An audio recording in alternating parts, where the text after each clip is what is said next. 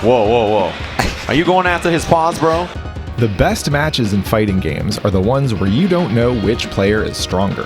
The games go back and forth as they gradually learn each other's patterns and habits. Only one person can win the set, but that doesn't mean they'll win the next one. And those are real tears right there. These good matches are the ones we remember most, but because fighting games are so fast and so complex, these matches can be rare. Everyone will experience one-sided sets. That was supposed to be his round, dude! And it's important to be able to learn from and have fun with them, whether you're the stronger player or the weaker one. I'm Patrick Miller for Core A Gaming, and this is why getting bodied is good for you. Finding good matches in IRL fighting games, or martial arts, is hard because you have to balance for both skill and physical ability. If you sign up for a competition, you'll be grouped with other players by age, weight, and gender. But if you're just practicing in the gym, you'll be sparring with people of all different levels and body types, so you might not have many good matches. As my coaches used to say, some days you're the hammer, other days you're the nail. If you played fighting games in arcades back in the day, this will sound familiar, because most times you were just lucky if you had someone else to play with, never mind finding someone close to you in skill. When I played Capcom vs SNK 2 at the UC Berkeley Barricade, rest in peace, I would either make $1 last for an hour bodying scrubs, or be blowing my weekly token budget losing to Ricky Ortiz, John Choi, Lizzie, Senor Payaso, and a bunch of other NorCal CVS2 killers. Now we have fighting games with online matchmaking, and when we get into a match and get blown up, we'll often blame the matchmaker. Matchmaking systems in fighting games generally have to balance 3 factors: internet latency, time spent waiting in queue, and each player's skill rating. When you click play, the matchmaker will look for low lag matches with people close to your skill rating, and as you wait longer, the matchmaker will relax its definition of low lag and close in skill, so you aren't waiting forever for your perfect match. This is one reason why fighting games need good netcode and crossplay. However, even games with healthy player bases often make matches that feel unfair.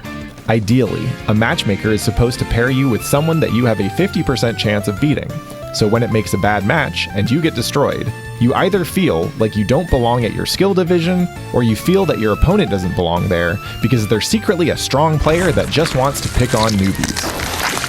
Here's the thing. I've watched a lot of newer players play against each other in many different fighting games, and a lot of those matches look one-sided even if both players are roughly equal overall.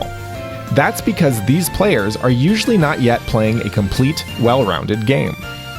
Fighting games test you on your ability to do a lot of complicated things very quickly against another person.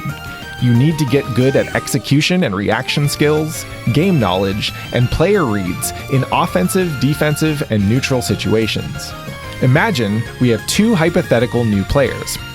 Player A has a B- in offense because they're a training mode natural and quickly picked up combos and pressure, but they've got a D in neutral because they're used to playing single-player games where they don't have to think about feeling out another person's patterns. Player B has a D in offense and a B- in neutral because they came from Smash, so they're used to stuff like movement and positioning, but they're not yet used to stringing attacks together. We'll assume that they're both equally bad at defense because most newer players don't really learn how to defend until later. When player A and B are matched together, either player A's offense will make player B feel like the game they're playing is about memorizing boring combos and set play instead of fighting like real warriors. Or player B's skill in neutral will make player A feel like the game is about poking and running away like a wimp instead of showing off your cool combos. Once they get everything to at least a C, they'll get to adapt back and forth. But until then, their matches are going to feel pretty one-sided even if they're both relatively equal players overall. This is why matchmaking is hard in fighting games. If the matchmaker is accurate, you'll be winning and losing evenly, but they could all be hammer and nail games. Even at high levels, you'll often see highly lopsided matches between pro players, just because differences in playstyle and matchup experience can lead to huge blowouts. So get used to playing uneven sets, whether you're playing with a friend who's new to the genre, or playing Daigo in a show match. They're good for you, whether you're the hammer or the nail. but they're only good if you've got a learning mindset. Do you have any bad habits? No, I'm practically perfect in every way. Most fighting game players know what it's like to be the nail, because you don't get good at these games without losing a lot. Sometimes, though, you get beaten so badly, you don't even feel like you really got a chance to play. This might be the quickest CVS2 top 4 I've ever seen. Don't worry. Here are 2 things you can do to make sure you're learning. Pay attention to why you're losing, and ask your opponent how to beat the stuff that's beating you. One of the beautiful things about fighting games is that ass whoopings come in several flavors. Playing footsies against Ricky Ortiz in CVS2, for example, was terrifying because her Vega made me feel like I wasn't allowed to stop defending, since I ate a crouching medium claw to the gut whenever I tried to walk forward. In contrast, when I played against Dominion in Street Fighter 4 pools at CEO one year, I remember feeling like every attack I tried was so predictable and easily blocked that pushing buttons just felt pointless. And when I played Marvel 3 with Clockwork, I remember feeling like I had spent 3 years playing the game without ever really learning how to block. I have been bodied by each of these people and countless others besides. And I can tell you that each one is a different kind of scary that you too will come to recognize. The first time it happens, it could feel so shocking and so hopeless that you couldn't imagine learning anything from it. But as you get used to playing strong players, each beatdown will become a reminder to do small things differently. You'll stop using the attacks that they always punish. You'll see your movement and defense habits get exposed, and you'll change them up. Eventually, your fear itself can become a tool for diagnosing your problem. If someone makes you afraid to press buttons in neutral, it's because they have your movement and pacing down, so you'll have to throw them off by walking forward and blocking, or baiting a whiff punish attempt with a faster button. When they're blocking all your attacks, it's because your attack timing is predictable, so you'll change your timing to fish for throws and counter pokes. And when your defense is exposed, you'll have to stop mashing and practice holding those mix-ups. The changes you make might not work at first. And I really appreciate the style change from Pat right now. He's playing so much lamer than he was before. They might not work at all, but through trying and failing, you will get stronger. Once you have an idea of why you're losing, you can speed up your adaptation process by asking questions. If you don't know how your opponent's tools work, or what you're supposed to do about them, or why their buttons are always beating yours, just ask them. I know it's more satisfying to figure out the answer on your own, but it's more efficient for both of you to ask. This is not easy for everyone. There are some people in fighting games who are too proud to ask for help. For them, this is harder than losing. They have a much harder time with these games than the rest of us do, because they have to figure this all out on their own. And what if you're the hammer? I've heard strong players say they don't get anything from playing people who are too weak, and I get it. One-sided butt kickings aren't as fun as winning close matches, and if you're not careful, you can build bad habits by beating weaker players with things that better players will punish you for. But I've found that these sessions are valuable when I use them to experiment and explore. I play other characters to round out my game knowledge. I go for the hard combos. I try to parry things that I'd normally just block. Interestingly enough, this also applies to martial arts. John Danaher is a high-level Brazilian jiu-jitsu coach who excels at describing the conceptual side of grappling.